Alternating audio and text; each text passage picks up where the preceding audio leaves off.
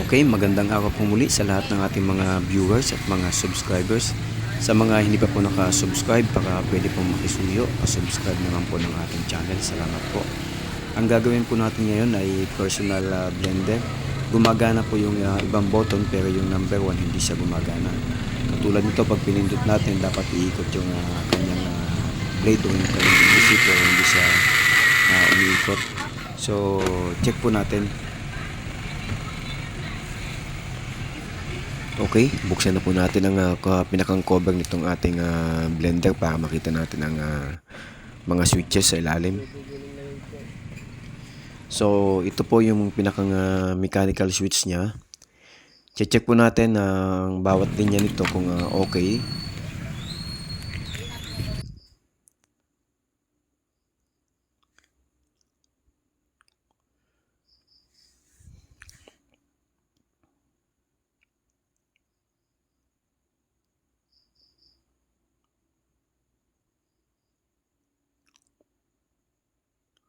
So, ito po yung mga linya niya na nakakabit papunta sa kanyang makina. So, check po natin kung okay yung mga linya.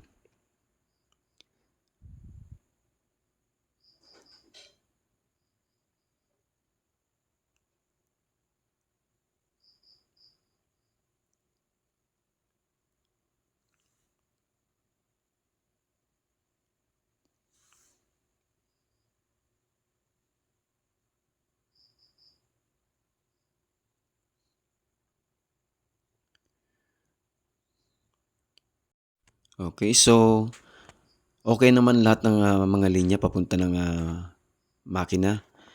At check po natin yung pinakang tanso na sumasayad o lumalapat. Ito yung pinakang contact niya papunta dun sa makina.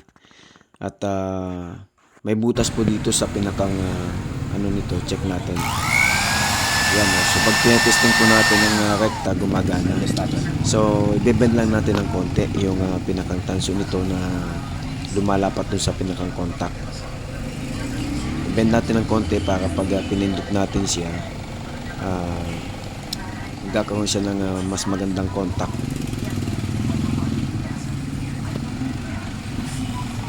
So yan, okay na. At i-check natin muna ngayon bago natin ikabit ulit yung linya kung lumalapat na siya ng okay.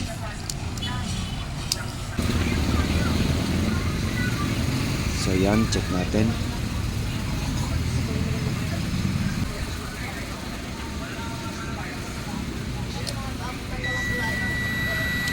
Yun, gumana na po. At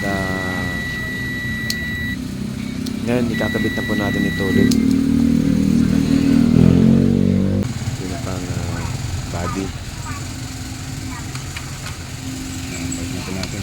Tapos ibalik na natin yung pinakang takip para ma-testing na ulit.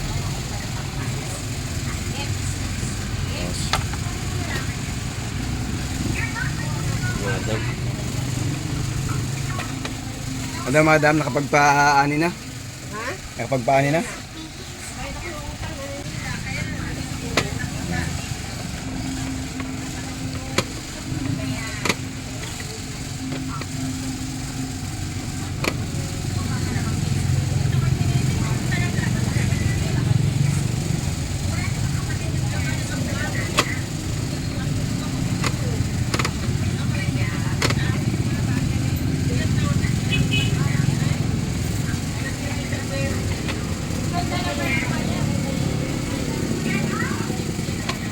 Pamigay mo, mabilis maubos yan. Hindi sana eh. Hindi na makakabot dito eh. Sa inyo pala ang ubos na yan.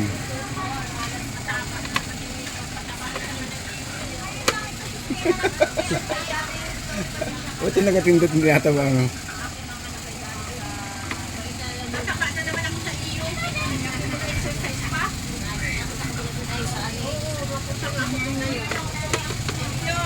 Buti pa si Mado at papunta tayo laging Dolores, ano? Test natin ito.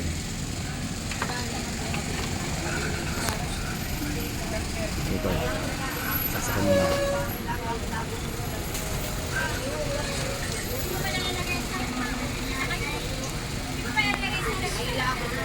Testing.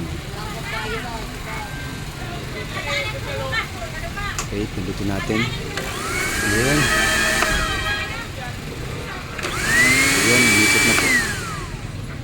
Ayos na. Okay, ang nangyari lang po doon, yung mechanical switch na hindi sumasayad yung pinakang copper contact o yung tanso doon sa pinakang linya papunta doon sa motor. So, in-adjust lang po natin ng konti. Medyo i-bend natin ng konti yung copper o yung tanso para sumayad siya ng maganda kasi kanina nakakawang siya kaya hindi siya gumagana. Okay, salamat po muli sa lahat ng mga viewers na nanood ng ating videos. Sana po sa hindi pa naka-subscribe, paki-subscribe naman po ng ating channel. Salamat po muli. Thank you, thank you, thank you.